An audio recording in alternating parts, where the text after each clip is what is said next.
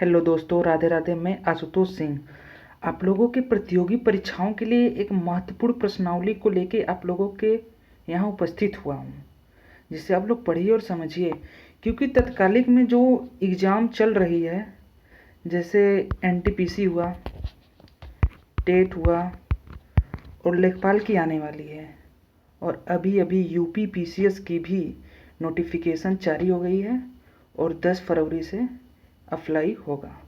तो आइए इसके बारे में पढ़ते हैं और समझते हैं। ये जो मैं क्वेश्चन लेके आया हूँ, ये सुपर से भी ऊपर है, इतना आप लोग जान लीजिए। तो पहला क्वेश्चन देखते हैं हम लोग। मिड डे मील की शुरुआत 1995 से हुई थी। इसको आप लोग नोट कर लें कि मिड डे मील की शुरुआत 1995 से हुई थी। दूसरा देखते हैं, तमाशा संगीत नाटक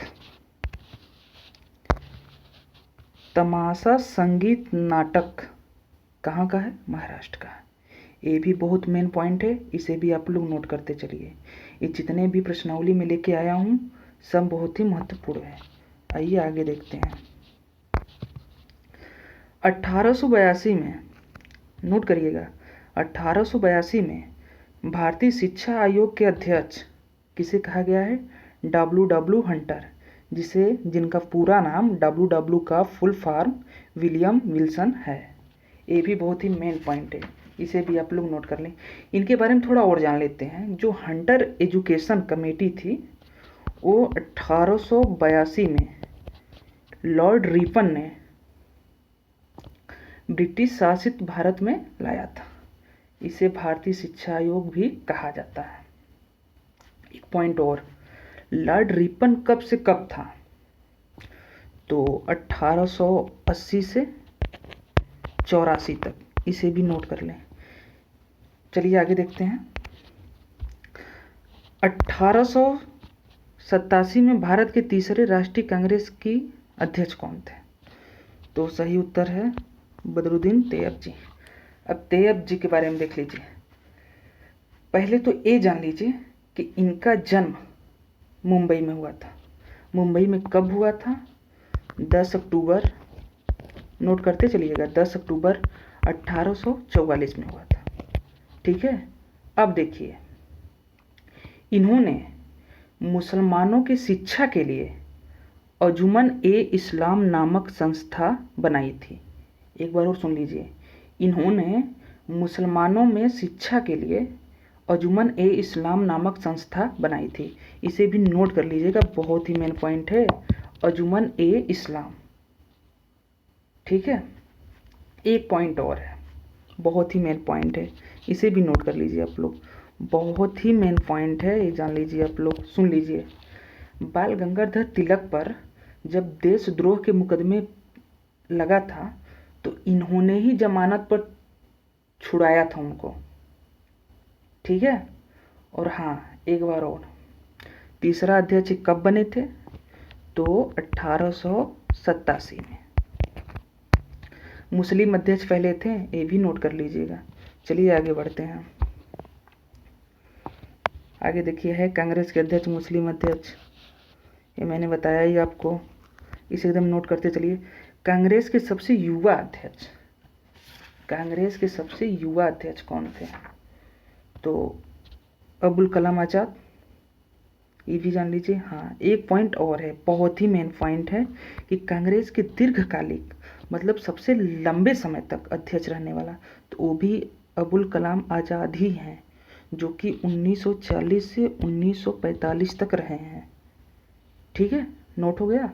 चलिए आगे बढ़ते हैं, नोट करते चलिएगा। आज़ाद भारत के प्रथम शिक्षा मंत्री, तो आज़ाद भारत के प्रथम शिक्षा मंत्री भी अबुल कलाम आज़ाद ही हैं।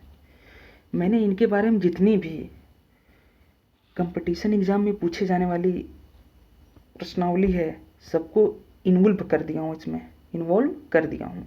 तो आज़ाद भारत के प्रथम शिक्षा मंत्री हैं। ठीक है। अब देखिए, अल विलाग किसकी मैगजीन थी? अबुल कलाम आज़ाद की थी। बहुत ही मेन पॉइंट है, इसको आप लोग नोट कर लीजिएगा। ठीक है। आइए आगे देखते हैं। गीता रहस्य। गीता रहस्य के लेखक कौन है? बाल गंगाधर तिलक। अब देखिए इसमें एक पॉइंट और है, बाल गंगाधर तिलक का मूल नाम क्या था? तो इनका मूल नाम केशव गंगाधर तिलक था।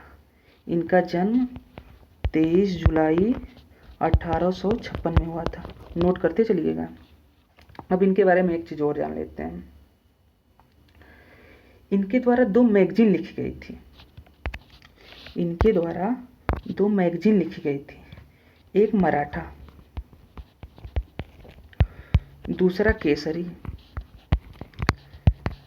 इसमें एक मेन पॉइंट बहुत ही इंपॉर्टेंट है। मराठा किस भाषा में लिखी गई थी?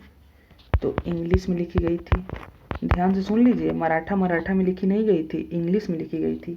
केसरी जो था वो मराठा में लिखा गया था।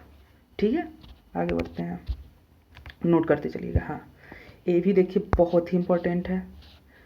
एकमात्र ऐसे क्रांतिकारी जो बाद में सन्यासी बन गए, तो कौन थे? अरबिंदो घोष। ठीक है, अब आगे देखते हैं। हिंदू महासभा की स्थापना मदन मोहन मालवीय जी ने किया था। कहाँ पे किया था? हरिद्वार में। कब किया था?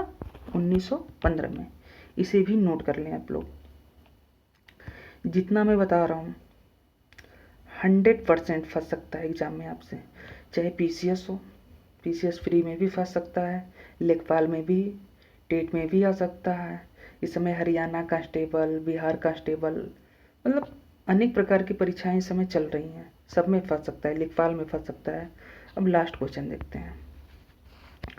भारतीय राष्ट्रीय कांग्रेस के लखनऊ अधिवेशन में अध्यक्ष 1916 में कौन था? अंबिका चरण मजूमदार। बहुत ही मेन पॉइंट है, इसे भी नोट कर लें। मैं अब डेली आप लोगों के लिए सुपर 500 प्रश्नावली लेके आऊँगा टोटल, जो मैं कम से कम 1 महीने में ख़त्म करने का प्रयास करूँगा। तो यहीं पे मैं समाप्त करता हूँ। राधे राधे।